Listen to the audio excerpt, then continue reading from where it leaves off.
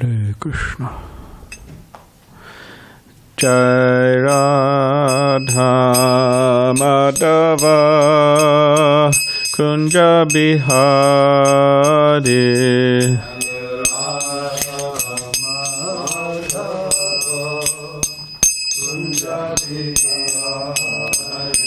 Jai Radha Madhava Kunja Bihari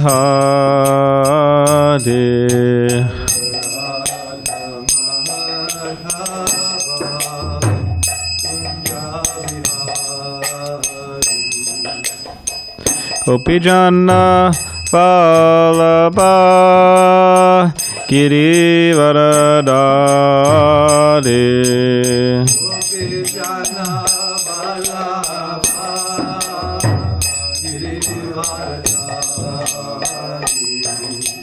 Gopijana Vallabha Girivaradari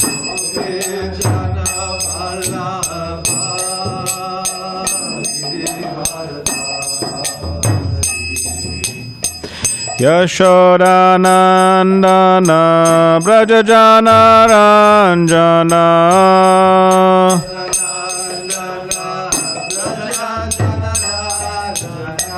Yashodanandana Brajajana Ranjana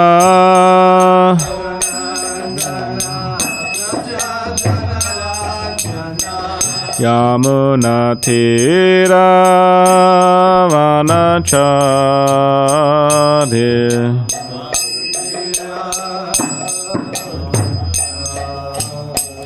Yamuna Tira Vanachari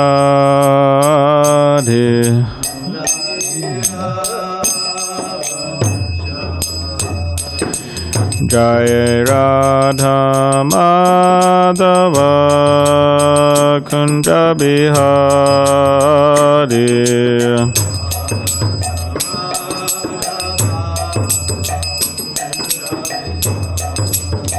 Jai Radha Madhava Kunja Bihari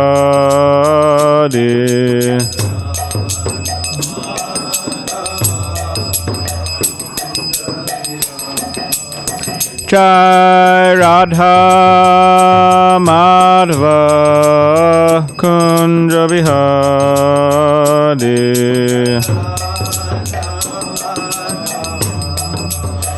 Kunja Bihari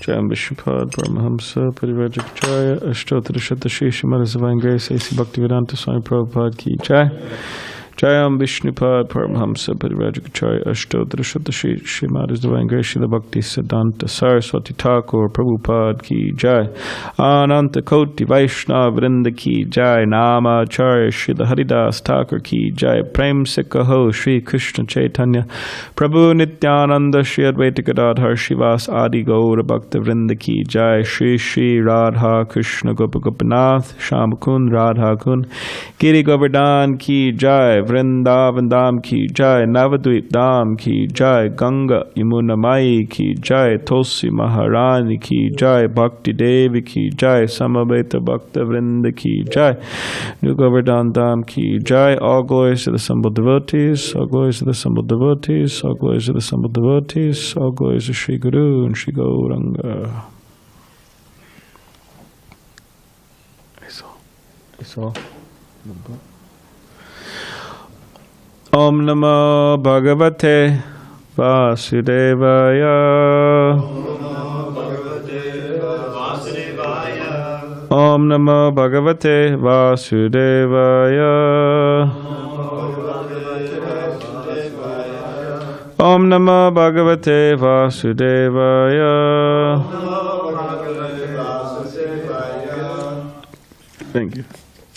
So this morning we are reading from Srimad Bhagavatam, Canto 6, Prescribed Duties for Mankind, Chapter 1, The History of the Life of Ajāmila, Text 20. Atra Chodaharantimam Itihasam Puratanam Dutanam Vishnu Yamoyoho Sambadas Tam Niboda Me Atra Chodaharintimam Itihasam Puratanam Dutanam Vishnu Yamoyo Sambadastam Nibodame Atra Chodaharantimam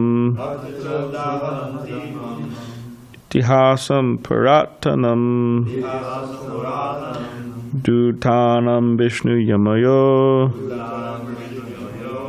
Sambadastam Nibodame Atra Chodaharantimam Itihasam Puratanam Dutanam Vishnu Yamayo Sambadastam Nibodame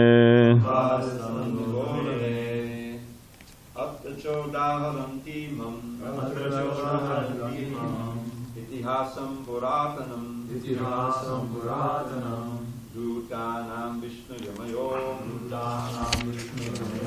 Sambadastam Nibodame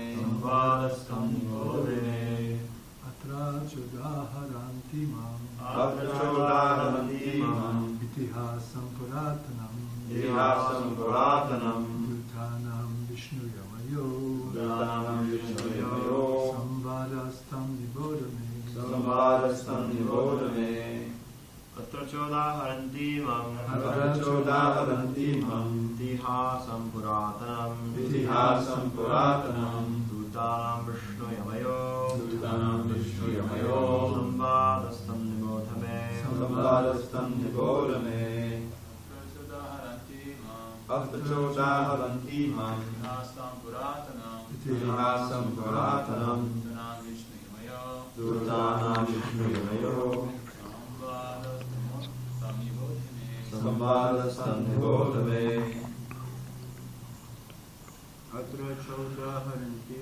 Atra Chodaharantimam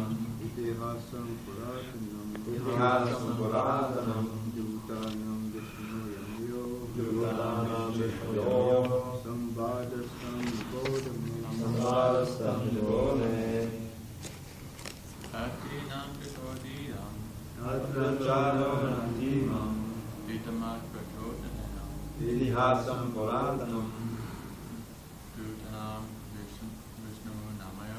Dutanam Vishnu Yamayo Asma Vedyatam Vidiyam Sambadastam Nibodame Atra, in this connection, Cha also Udaharanti, they give as an example. Imam, this. Itihasam, the history of Ajāmila. Puratanam, which is very old. Dutanam, of the order carriers. Vishnu, of Lord Vishnu. Yamayo, and of Yamaraj. Sambadaha, the discussion. Tam, that. Niboda, try to understand. May, from me. Translation, commentary by His Divine Grace, A.C. Bhakti-rasāmṛta-sindhu, Swami Prabhupada. In this regard, learned scholars and saintly persons describe a very old historical incident involving a discussion between the order carriers of Lord Vishnu and those of Yamaraj. Please hear of this from me. Purport. The Purāṇas, or old histories, are sometimes neglected by unintelligent men who consider their descriptions mythological. Actually, the descriptions of the Purāṇas, or the old histories of the universe, are factual, although not chronological. The Purāṇas record the chief incidents that have occurred over many millions of years, not only on this planet, but also on other planets within the universe. Therefore, all learned and realized Vedic scholars speak with references to this incidents in the Purāṇas. Śrīla Rūpa Gosvāmī accepts the Purāṇas to be as important as the Vedas themselves. Therefore, in Bhakti-rasāmṛta-sindhu, he quotes the following verse from the Brahma-yāmala. śruti-smṛti-purāṇādi pañcarātra-vidhiṁ vinā aikāntikī harer bhaktir utpātāyaiva kalpate. Devotional service of the Lord that ignores the authorized Vedic literatures like the Upaniṣads, Purāṇas and Nārada-pañcarātra is simply an unnecessary disturbance in society. A devotee of Krishna must refer not only to the Vedas, but also to the Purāṇas. One should not foolishly consider the Purāṇas mythological. If they were mythological, Śukadeva Gosvāmī would not have taken the trouble to recite the old historical incidents concerning the life of Ajāmila. Now the history begins as follows.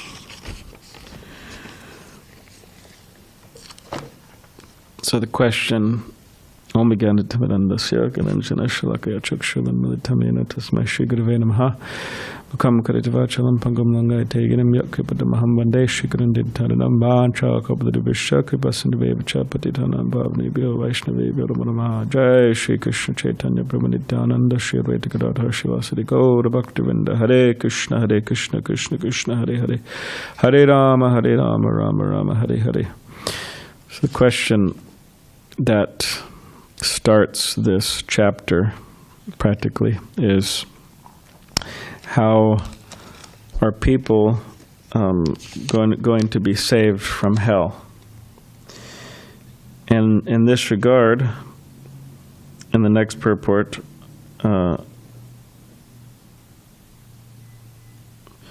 Śukadeva Gosvāmī is citing this old historical example to convince the king of the potency of bhakti yoga. So he said, how to be free from hell? How to be free from hell? And the Śukadeva Gosvāmī, he tells this historical account about the potency of bhakti yoga and chanting of Krishna's names. So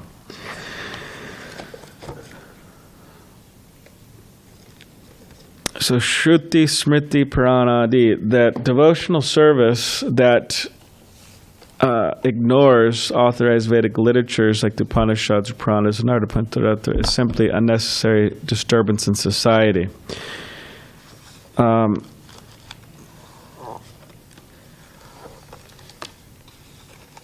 Excuse me, I got two big books here.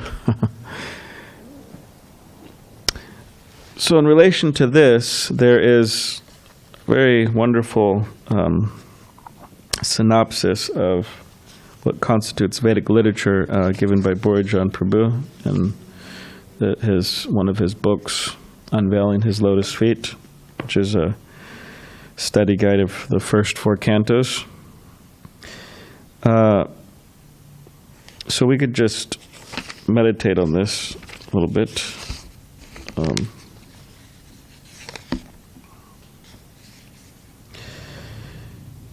All right, so Veda means knowledge, and Vedic knowledge is paurashaya, originating from a transcendental source. The Vedas deal with mundane and spiritual knowledge, but especially contain specific directions for spiritual realization. The highest spiritual realization being defined as knowledge of the personality of Godhead. There are 3 sources of Vedic knowledge. Prasthana-traya, so 3 sources of Vedic knowledge. Śruti, Prasthana, Upaniṣads and Vedic mantras, Smriti, Prasthana, Bhagavad Gita, Mahabharata, Purāṇas, and Nyaya Prasthana, Vedanta philosophy. All scientific knowledge of transcendence must be supported by Śruti, Smriti, and a sound logical basis, Nyaya. Smriti and Nyaya always confirm what is said in the Śruti. Continuing, material life is based on sense gratification. To cater to this aim, the Vedas mention 3 paths. So it's not that, okay, if you're interested in sense gratification, just you're out of the game. It means there's no question of progression. There's no question of realization. But the Vedas explain that even if one is interested in sense gratification, there's a religious way to engage in sense gratification for progression. And the Vedas mention 3 paths. So karma kanda, path of fruitive activities, meant to gain promotion to higher planets.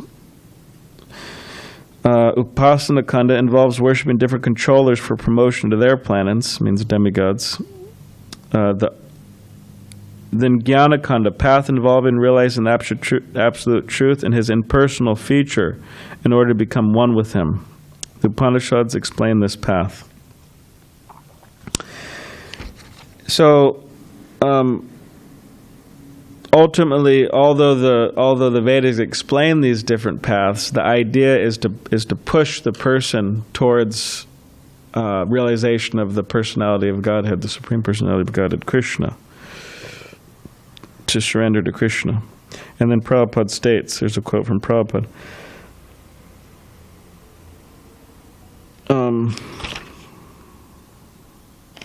let's see here. Okay, all the three paths, all call from the Vedas. The ultimate purpose of the Vedas is to gradually push one towards surrender into devotional service. Srila Prabhupada states, but the best upasana is Vishnu-pasana. Vishnu Aradhanam Sarvesham, Vishnu Aradhanam Padam. So worship of Vishnu. Om Tad Vishnu Padamam Padam. There are different types of upasana recommendation, but the Vishnu Aradhanam, worshiping Lord Vishnu, that is the supreme. So that is the highest, as everyone knows here. So Shruti. Shruti means that which is heard. And it consists of the four Vedas and their corollaries. So everyone will be expected to remember this. So you gotta either write it, you gotta keep it in your mind. All right, so the Rig, right? Rig Veda. So this is a book of 1,028 divine hymns and 10 mandalas, praising the gods, mainly Indra and Agni, but mentioning 31 other gods and asking benedictions for wealth, health, longevity, protection, and victory. Considered the oldest of the four Vedas, it is the Veda from which the other three are derived. And then there's the Sama, over 1,500 songs and chants with metrical instructions, derived mainly from the Rig Veda and rearranged to facilitate singing the hymns during sacrifices. Yajur, sacrificial mantras along with ritual formulae and instructions for the construction of sacrificial arenas and other aspects of sacrificial performances for priests. Atharva, 1,200 of the 6,000 verses have been derived from the Rig Veda. Considered the last of the Vedas to be composed, it contains magical incantations and mantras not for sacrificial performance but for everyday life.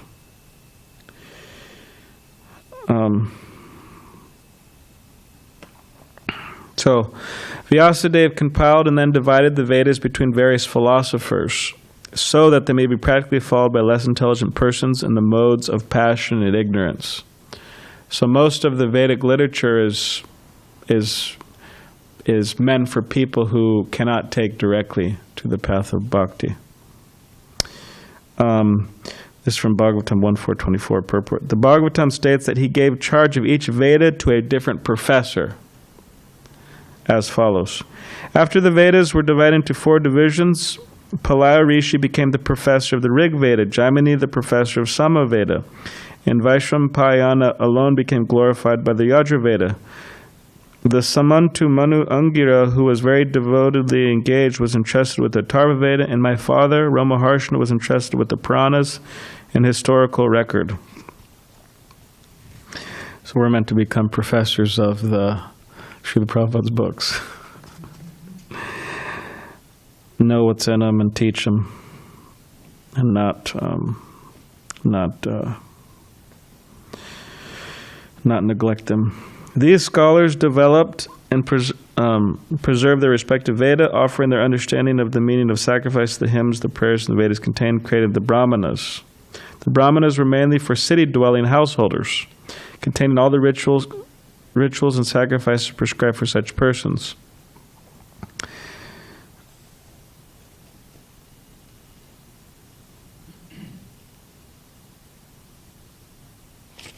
All right, so here's another quote. This is from the Bhagavatam further explains the division of the Vedas. This is from, I'm not sure if it's a purport or I think it looks like a purport. Srila Vyasadeva separated the mantras of the Rig, Atharva, Yajur, and Samavedas into 4 divisions. Just as one sorts out a mixed collection of jewels into piles, thus he composed 4 distinct Vedic literatures. When Lord Brahma first spoke the 4 Vedas with his 4 mouths, the mantras were mixed together, like an unsorted collection of various types of jewels.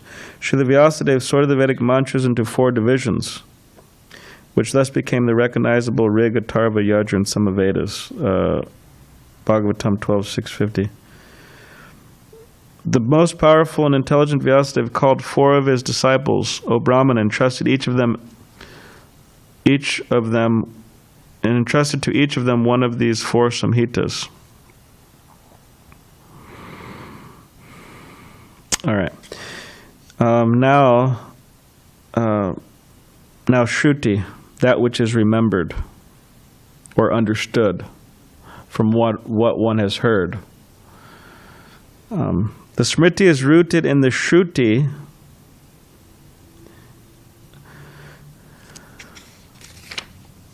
that which is heard, that which is remembered or understood from what one has heard. You say they're like commentaries, the Smriti. The Smriti is rooted in the Shruti, and as such is considered along with the Upaniṣads and the Brahmanas to be a commentary on the original 4 Vedas. As commentaries on the Upaniṣads, various sages developed the 6 darshans, or 6 philosophical views. All of the darshans consider the same philosophical problem central and share many basic ideas with one another and with Buddhism. So these are commentaries on the Upaniṣads. The sages developed the 6 darshans, or philosophical views. So one is karma mimamsa, which means ritual or formal investigation. Main proponent is Jaimini. Main text, Jaimini's Purva Mimamsa Sutra. Basic philosophy. Karma, the law and action and reaction, is an automatic and independent universal law. If one does his duty and perfectly performs sacrifices according to Vedic prescription, then God is obliged to follow his own law of action and reaction, and give one the results. Any separate worship or devotion to God, therefore, is purposeless. So you just do your duty and automatically it comes. Anyways, so Vyasadeva is, this is Uttara Mimamsa, later investigation, main proponent Vyasadeva, main text Vyasadeva's Vedanta Sutra. Basic philosophy. Spiritual life begins with inquiry into the absolute truth. Brahman is, in a nutshell, described. Brahman means the origin of everything. Janmadhyasya yataha. And in Bhagavad Gita it is said, Vedascha sarvarham eva vedyam. All the Vedas, all the books of knowledge, their business is how to search out God. The whole Vedanta is description of the Supreme Personality of Godhead. Sankhya means counting. Kapila is a proponent. Devahuti's son taught Sankhya, but it was later co-opted by the atheist Kapila. So this is by the atheist Kapila, this Sankhya.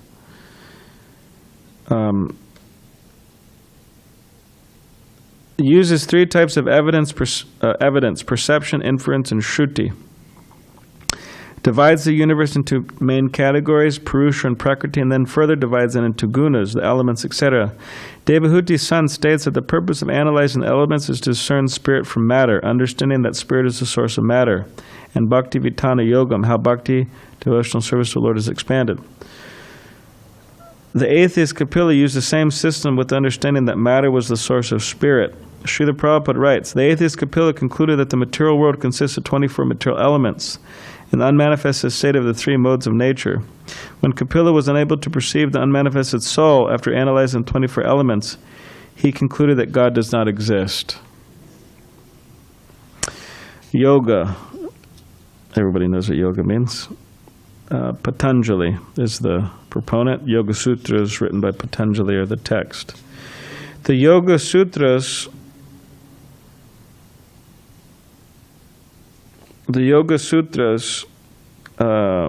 focus on Krishna as Paramama and the means to attain him. The Patanjali systemized yoga into 8 steps. Ashtanga Yoga, Yama, Niyama, Asana, Pranayama, Pratyahara, Dharana, Dhyana, and Samadhi. So we have 2 more. Visheshika, specialized knowledge in, is it Canada, Rishi? I'm just joking, it's a joke. Come on, lighten up a little bit. Come on, go ahead. It's Kannada Rishi, not Canada. Kannada Rishi, main text, Vaisheshika Sutra. The Vaisheshikas say that the visible universe is created from original stock of atoms. As Kannada Rishis Vaisheshika Sutra state, Nityam Parimandalam, that which is of the smallest size, the atom is eternal. Kannada and his followers also postulate eternality for other non-atomic entities, including the souls who become embodied, and even a supreme soul. But in Vaisheshika cosmology, the souls and the supersoul play only token roles in the atomic production of the universe. They therefore do not worship a single supreme being, but worship many gods as part of the infinity of souls.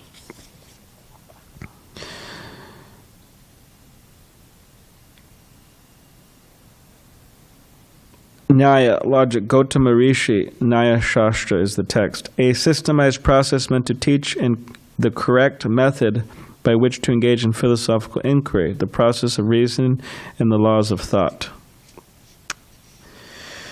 So there's other Smriti literature.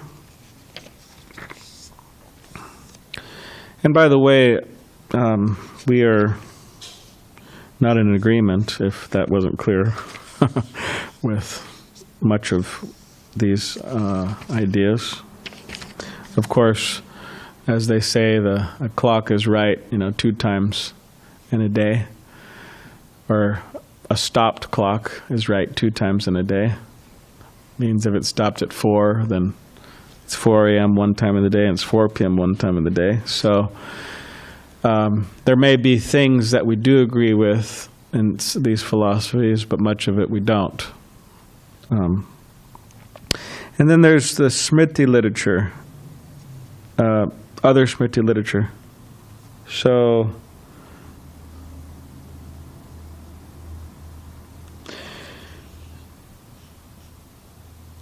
okay, so Agamas. The Agamas are theological treatises containing practical instruction on how to worship the Lord, specifically in his deity form. So these Agamas are how to worship Krishna. It's quite a science. Prabhupada said, if I told you all the rules and regulations behind deity worship, you would faint. Prabhupada was also asked in Mayapur about deity worship, and Srila Prabhupada said, keep it simple. The process for this age is Harinam, chanting. So he said, just keep it simple. Now, of course, that could be interpreted and misinterpreted in many wrong ways, but therefore we have many instructions on how Srila Prabhupada wanted us to keep it simple. There's many instructions he lays out for deity worship. Cleanliness and punctuality being the most important. Of course, with a lot of details. How to be clean.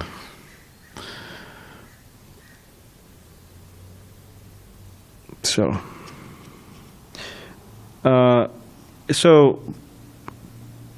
what our acharyas did, or as stated here, acharyas in the 4 authorized Vaishnava sampradayas have compiled deity worship manuals based on these pañcarātras, these books. And Sri Chaitanya Mahaprabhu instructed Sanatana Goswami to do the same. And therefore the Hari Bhakti Vilasa is the result. Śrīla Rūpa Gosvāmī also included much information, especially from the Nārada-pañcarātra in his book, Bhakti-rasāmṛta-sindhu, because there's a lot of details, rules, right? Rules and regulations. But these agamas, it's not that they're all equal. There's different in the modes. Like you have 28 Shaivite agamas and 27 Shakta agamas. The agamas cater to an individual's consciousness by providing instructions on how to worship a controller in order to reach a certain standard of material spiritual fulfillment. The agamas are therefore divided into concentration on 5 separate controllers: Shakti, the energy of God; Surya, Ganapati, Shiva, Vishnu. So then there's the Dharma Shastras. You have the Manu Samhita, which a lot of people in India don't like. There's actually cases of people getting the Manu Samhita and burning it in public because they don't agree with some of the, people would say, heavy-handed punishment in the Dharma Shastras, such as Manu Samhita. If we were to follow some of the rules of Manu Samhita within ISKCON, there'd be probably a lot of people dead. Means who have performed immoral acts or criminal acts. And as we were discussing earlier, the Brahman's business, right, forgiveness, peacefulness, all these different things, whereas Kshatriyas, they would lay down the law and punish, and sometimes the punishment actually meant death. And Manu Samhita explains this for different things, which some people would agree with, but a lot of people wouldn't nowadays.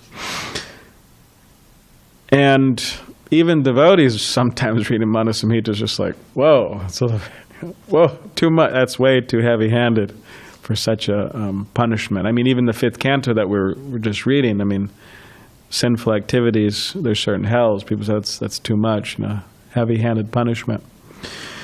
So people could lose their faith reading Manu Samhita, actually. Of course, you don't have to, but... So, Dharma Shastras, this is part of the Smriti literature, Manu Samhita, but anyways. And then there's the Mahabharata, there's the Ramayana, right? The history of, right, Ramchandra, the history of Greater India, particularly the Kuru dynasty and Ramchandra. So these are books that fall in the category of Itihasas, histories. And there's the Purāṇa. There's Purāṇas.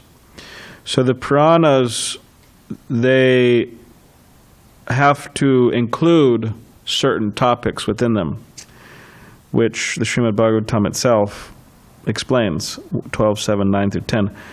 Authorities on the matter of understanding Purāṇa contain 10 characteristic topics: the creation of this universe, of subsequent creation of the worlds and beings, the maintenance of all living beings, their sustenance, the rule of the various manus, the dynasties of great kings, the activities of such kings, annihilation, motivation, and the supreme shelter.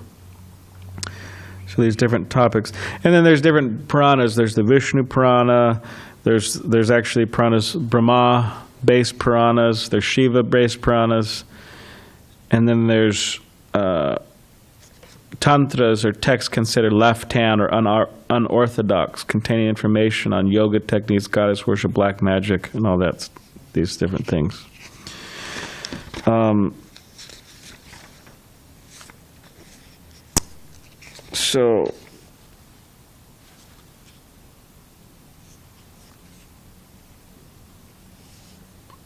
Okay, we'll just... So this is Gopi Pranadana Prabhu's, he points regarding the nature of the Vedas, which I think is important here. So it says, because the Vedic sound directly emanates from the intelligence of the Supreme Being, all the Vedas and their numerous supplements form a unified whole. They are expressions of one and the same consciousness. The intelligence of the Supreme is infinite and communicates with the variously limited intelligences of his countless creatures in an unlimited number of ways. So they're one, the Vedas, but they're communicated different depending on the person's intelligences and how they see things. Thus, the Vedic literature appears as many separate books in a number of categories of texts that seem to have been written at different times for different purposes in different styles of language and by authors with different convictions and different levels of knowledge, because they're writing for different people. The Vedas explain themselves in another way.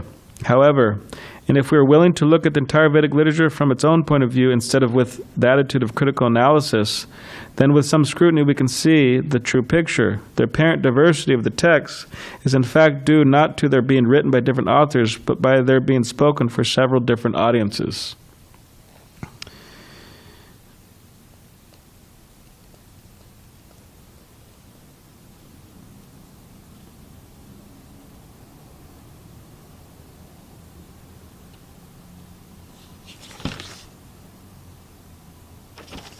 From one point of view, a particular plant stage of growth, its seed, sprout, flower, and fruit are quite distinct events that occur at different times. Viewed another way, however, the plant stages of growth are part of a timeless cycle. There have been many earlier generations of plants of the same kind, and there will be many more in the future. Each new instance of the plant simply copies the permanent genetic plan. In essence, the seed of the species is no older than its fruit. Similarly, we can understand that the eternal Vedas temporarily display parts of themselves to human perception at various historical points in the cycle of the ages. Srimad Bhagavatam calls Sri Krishna Swayam Bhagavan, or in other words, the oldest person. But the Bhagavatam also describes Lord Krishna's appearance on earth as an avatar in the dynasty of the moon god 56 generations after its founder. The Vedas, being co-eternal with the Supreme Lord, also descend to earth at specific times. Thus, the language of the Rig Veda can appear to be an ancestor of later Sanskrit, though in reality the two are simultaneously existing dialects of the same language. Especially important for the spiritual education of the general public are the Itihasas and the Purāṇas. These works are written in simple spoken Sanskrit and aim at explaining all aspects of Vedic knowledge to non-specialists, often through entertaining historical narrations. Although both Itihasas and the Purāṇas describe the ancient history of the universe, the Itihasas generally concentrate on the single heroes or events, while the Purāṇas deal with an assortment of topics. As many authoritative sources attest, Itihasas and Purāṇas are faithful to Shruti, so much so that the Upaniṣads call them the fifth Veda. They're available and not difficult to understand. They give us access to the ways of ancient wisdom that would otherwise be closed off. So the Itihasas, and the Purāṇas.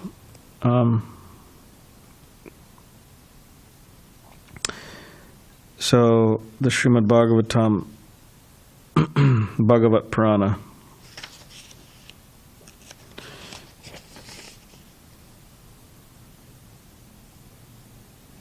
Yes. Let's see. Texts, Mahabharata and Ramayana, texts that use narrative to teach philosophy. The history of Gariya Indriya, particularly the Kuruta dynasty and the story of Ramachandra, respectively. As stated in Bhagavatam, Srila Vyasadeva compiled the Mahabharata for the less intelligent class of men who take more interest in mundane topics than in the philosophy of life.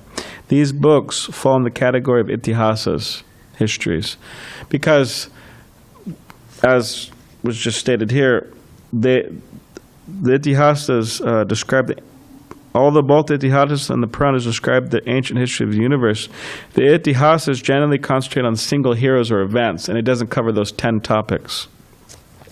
Whereas the Purāṇas deal with those 10 topics, more.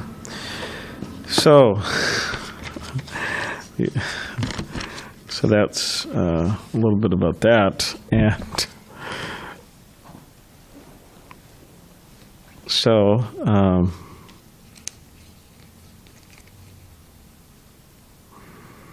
Śrīla Prabhupada, he mercifully gave us the essence of the philosophy of the Vedas, and in essence, there's no need to read all of these Vedas.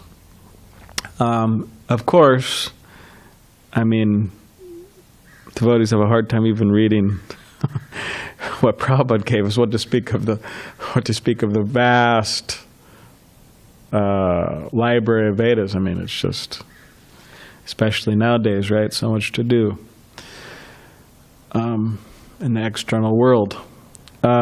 So we're not, but aside from that, even if we did have the time and energy, we're not required to do it, because the Acharya Śrīla Prabhupada, he boiled everything down into the Bhagavatam. Which the Bhagavatam, this is Sanatana Goswami's glorification of the Bhagavatam. There's some Sanskrit, but we'll read the English. O life heir of the Supreme Lord's devotees. It's a life heir of the devotees. O Master, Srimad Bhagavatam, you're the sun risen in the darkness of Kali. You're the exact image of Sri Krishna. I bow down to you, who are supremely blissful to read. Your every syllable pours down a flood of prema. You can always be served by everyone. You're Sri Krishna himself. My only friend, my constant companion, my spiritual master, my great wealth, my savior, my good fortune, my source of ecstasy, I bow down to you. O bestower of saintliness to the unsaintly, O exalter of the most fallen, please never leave me. Always appear in my heart and voice with pure love. So the Bhagavatam is the Nigamakalpataro Galitam Palam. That's the mature, ripened fruit of all Vedic wisdom. And in the beginning, Bhagavatam stated that so become a rasika and relish this Bhagavatam. Therefore, we're having classes every day and reading.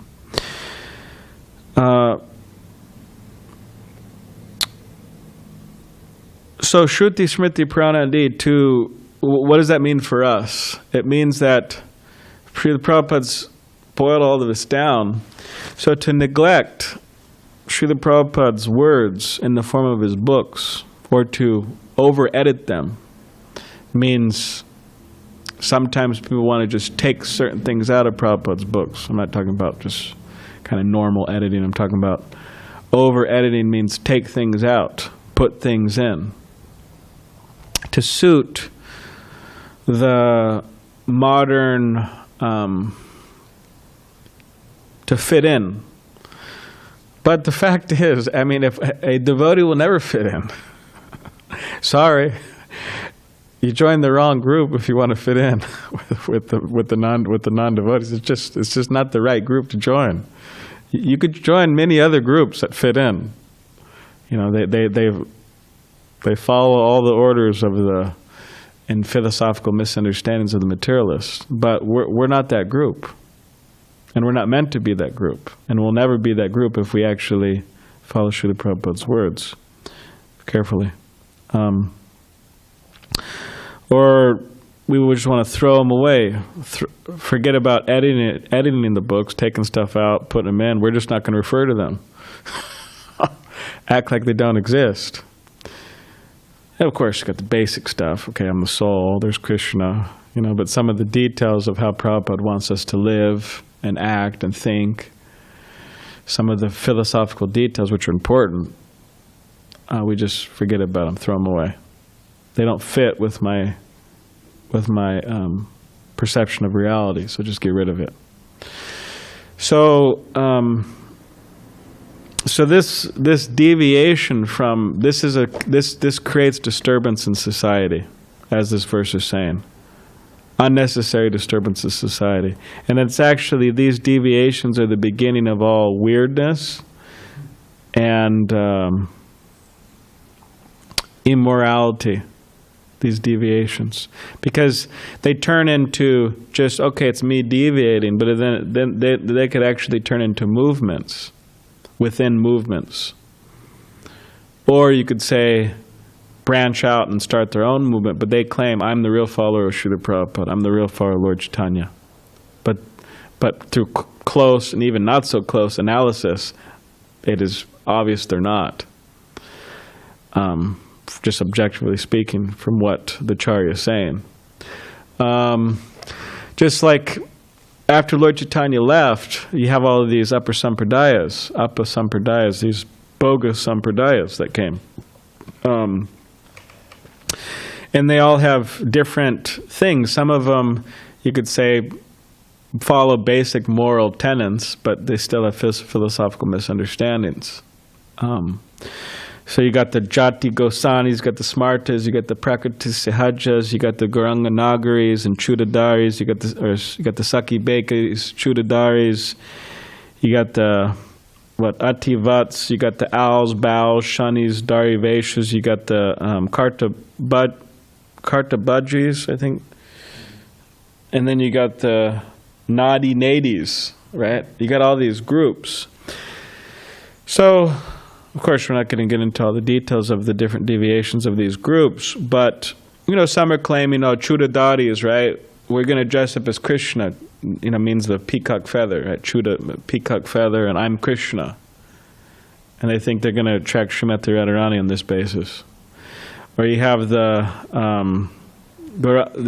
Saki Bekis, usually men, sometimes women, usually men, dress up as gopis.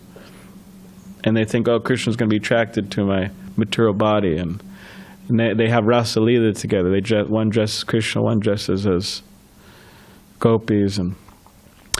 And these people, and then you got the Sahajiyas, to touch a book, Śrīla Prabhupada says, to touch a book, what to speak of reading it, it's just like taboo. We don't need that. No need to read, no need to hear, no need to write, just chant Hare Krishna and engage in a lot of sinful activity. Breaking all the regular principles, meat eating, all that other things. And you have these ativat means too great, means this. There was one person, and he went to Lord Chaitanya Mahaprabhu, and he wanted to add 5 chapters to the Bhagavatam. So the Chaitanya Mahaprabhu said, no, I'm not going to hear it. And then this person was claiming Lord Chaitanya, he was trying to serve him as Krishna, although Lord Chaitanya is in the mood of a devotee. And he was claiming he's Srimati Radharani. And a whole movement started from him. Prabhupada calls the Doravaishas, and the Chaitanya Charitamrita calls them hippies. Like real hippies. In some of these groups, there's a mix-up of Vaishnavism, there's a mix-up of Sufism. Some of them worship their guru as God, as good as God. I mean, not as good as God, they worship him as God. Not as good as God, as God. There's some groups where they were converted into Buddhists. They're Buddhists, but they're converted into Vaishnavas. But then later they gave up Vaishnavism and accepted, again, some of the principles of Buddhism. So it's like a combination of Buddhism and Vaishnavism. So there's these different groups. And much of the groups, they all say, to a degree or another, that they're followers of Lord Chaitanya. But they have different conceptions.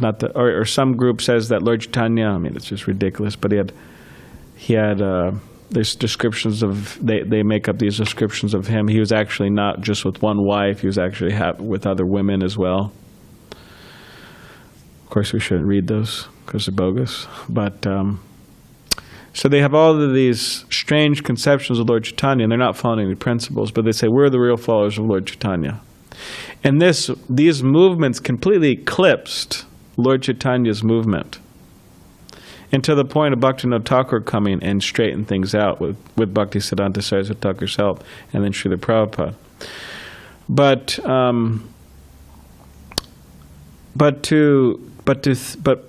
for people to think that their misconceptions is the standard, and that their lack of being able to follow the principles is the standard, this is not correct.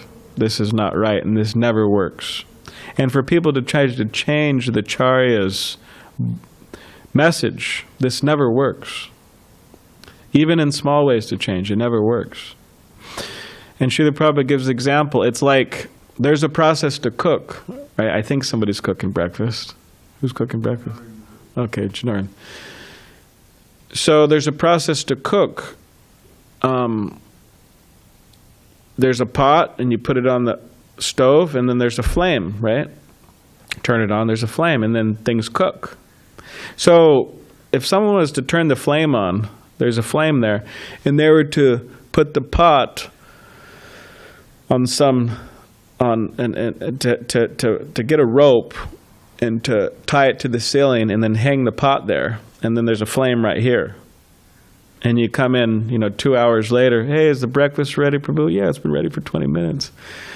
Is the breakfast ready? No, it's still going. You go back 5 hours later. No, it's still going. Oh yeah, how long is that going to take? How long does it take to cook, some a pot of rice? Well, it depends how you're cooking. If the flame's down here and the pot's up here, it's not going to work so well.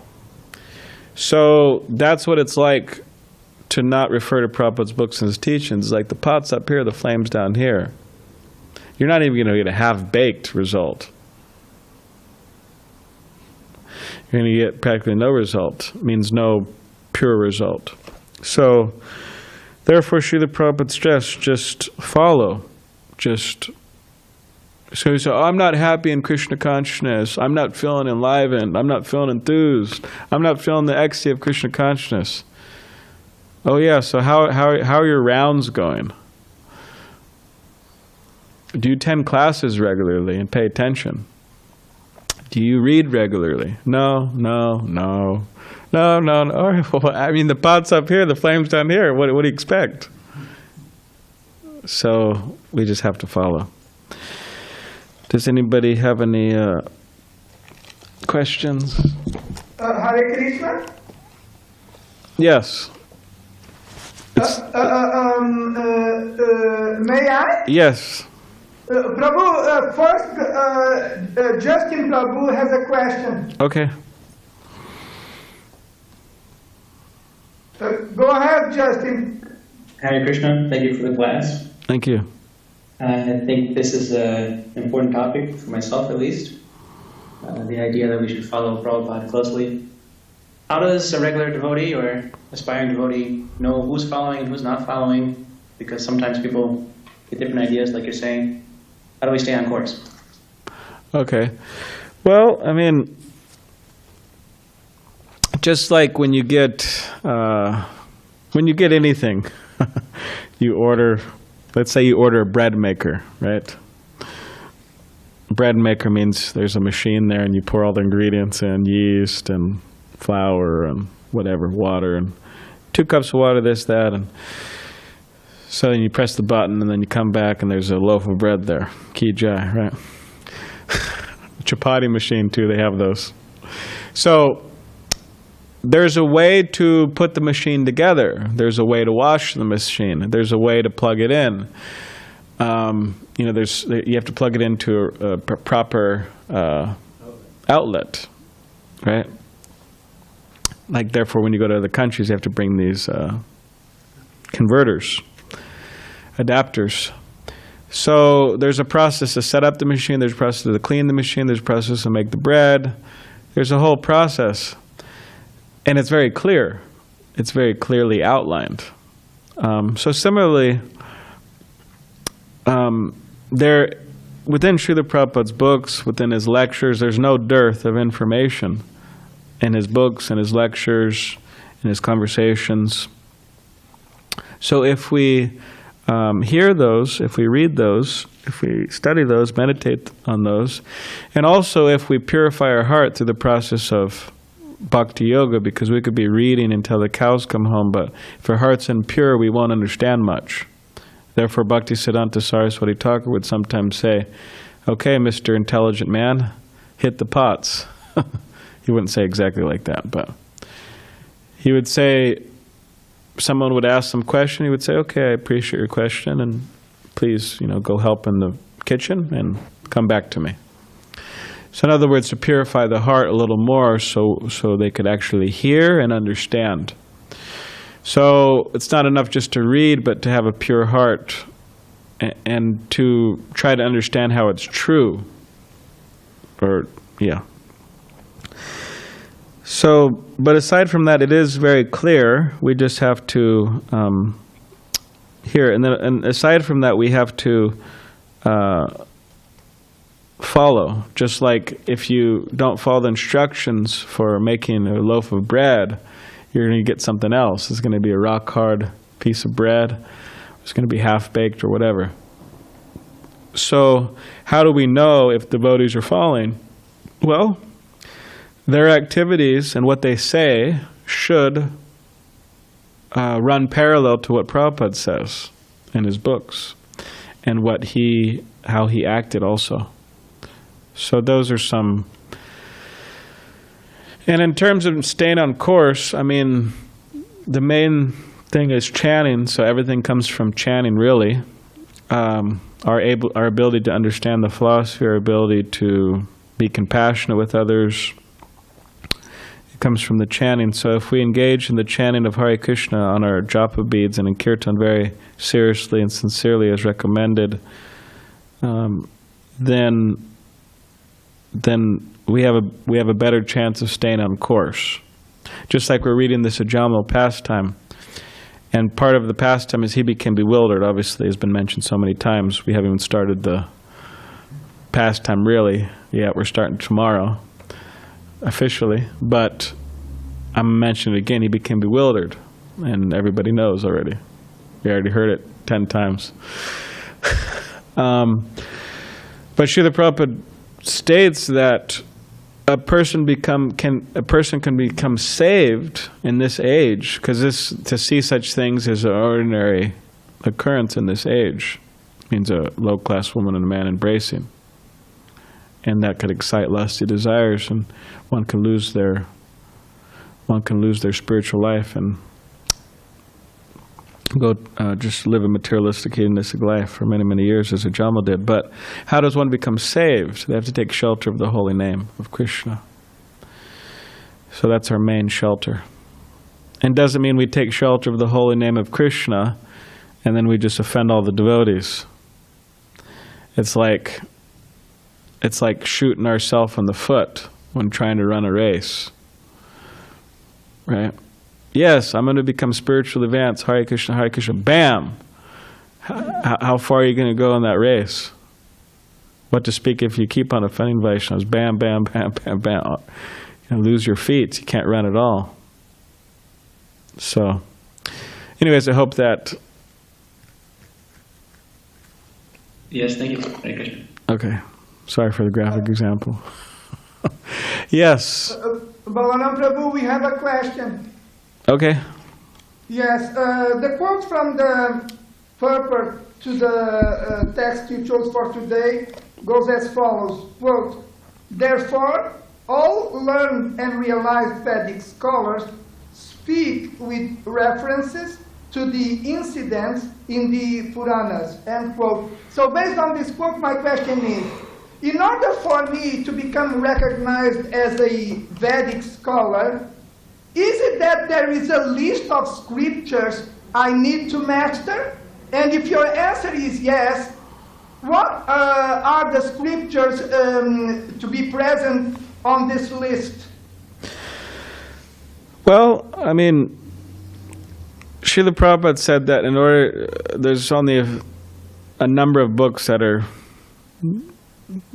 sufficient and that one really needs to read in order to preach, you could say, or be a scholar. Scholar means not just a scholar, but a scholar means they share their knowledge.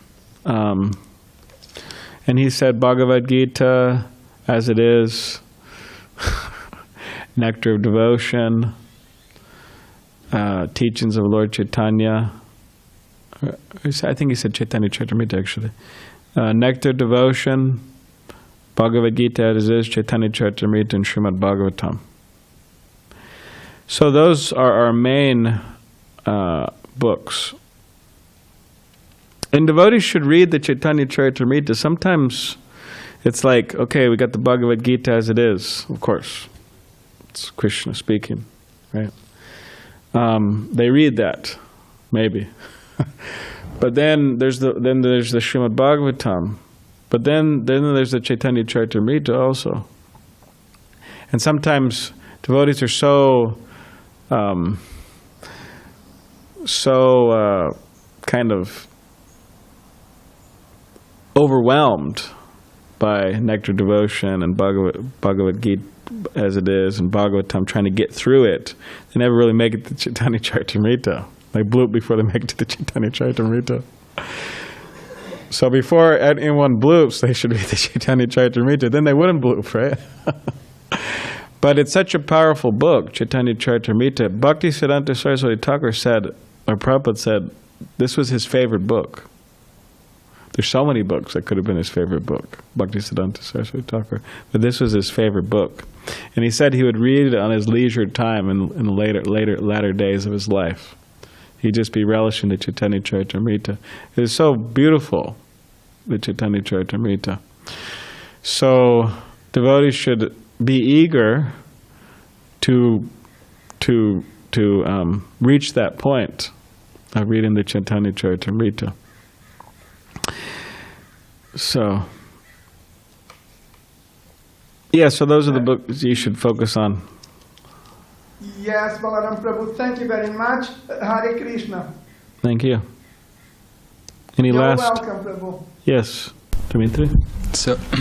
So my question is, when you are unable to follow the instructions of Śrīla Prabhupada, you get deviated from the path, but because you have faith in Krishna, you still remain on some spiritual path and create your own movement within the movement. But the question is, where do you get your ideas for that movement, for that foundation ideas? Where do they come from? Well, those ideas come from, the mind is like a factory of all types of, producing all different types of ideas. So actually for those who want to deviate, these different ideas, Krishna is the fulfiller of all desires. So if one wants to deviate, then they'll be given all different types of ideas how to do it. Forget Krishna. Yeah. Interesting thing is that it's not only your idea, but some people also stick to that idea and an organization. Well, therefore, like generally, like for example, in these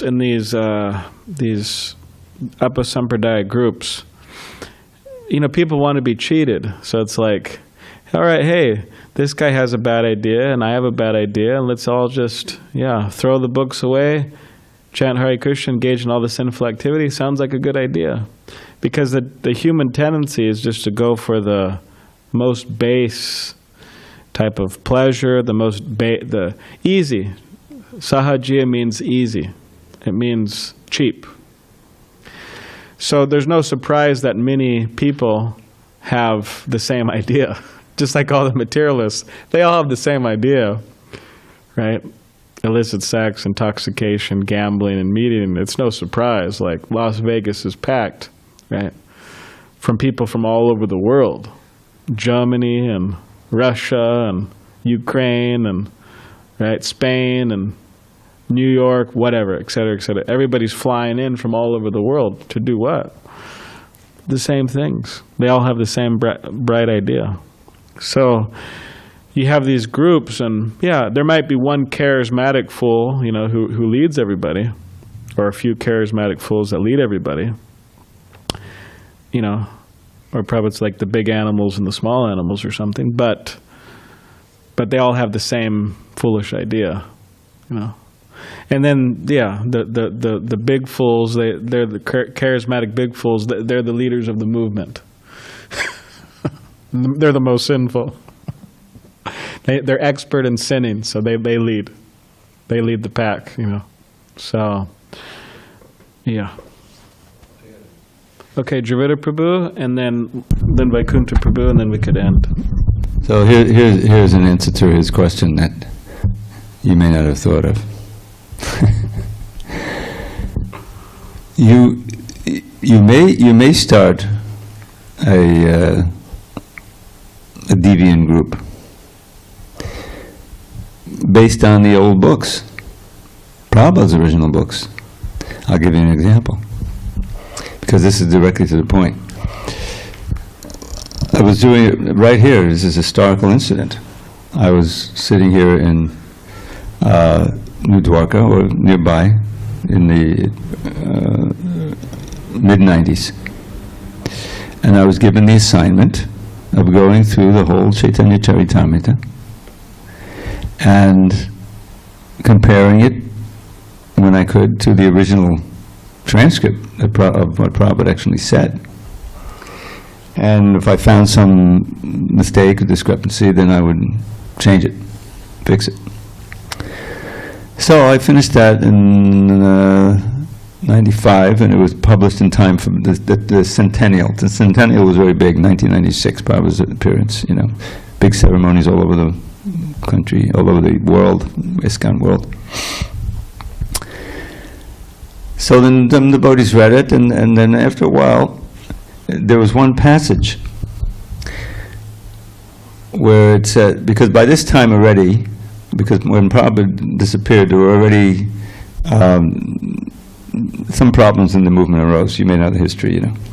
And so there were some devotees who were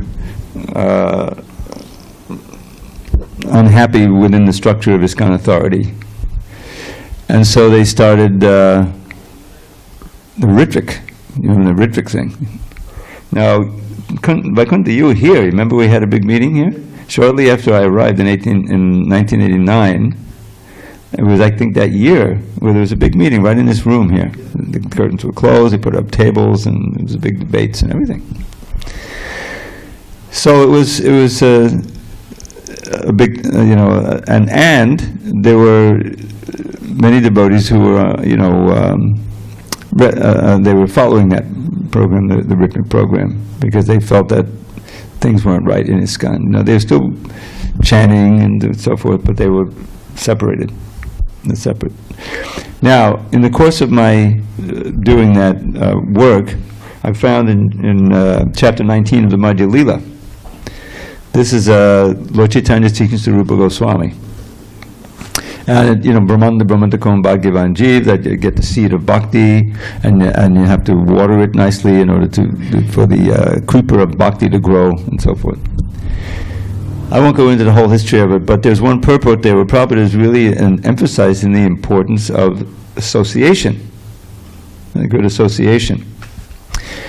And so in the original book, it said, at one point, even, he says, if one thinks that there are no pure devotees in the Hare Krishna, in the ISKCON society, as it's constituted, official ISKCON society, then one can keep direct company with the spiritual master, and something like that. So as I was going through, I had access to the original transcript. You know, at that time, the archives, it was called the BBT archives at that time. That was called the Bhakti-vedanta archives. But anyway, that's another thing. It was up in L.A., all the original material, the transcripts. So they were easy to transfer them down here. We didn't have to mail them, you know, we carefully drove them down here. So I had that on my desk, you know. So when I came to that sentence, I said, wait a minute, there's a discrepancy here. What Prabhupada said was, even if one thinks there are no pure devotees in the Hare Krishna movement, or the Krishna consciousness movement, Prabhupada would call it, still one should stick to the society. And if you still have a problem, then you can keep company with the spiritual master. So I said, well, this is pretty important. How did that get left out? That wasn't it. That part about you should still stick to the society, because that's really what you're talking about. So I put that in there, and when the book was finally printed, you know, that was eventually read, and many devotees were like, "Oh, this Trivita Das." To this day, you know, they're thinking I was carrying what they call, you may not know this idiom, they're carrying water for the GBC, you know, to try to keep devotees in the movement and everything. When actually, you know, we've been doing very nicely in our own little temples, the groups, without, you know. So that's go, and even to this day, they're doing it. Even if, you know, you show them, I mean, it's like you show them the original, you know, it says, oh, it must be faked, you know, like that. So the that's one way of setting up, and to this day, there's a big Ritvik temple in what is it, Bangalore, and I think they have a new name for it now.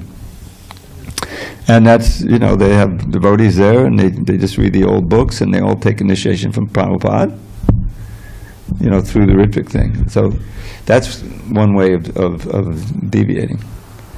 So that's happened. And Yeah, thank you.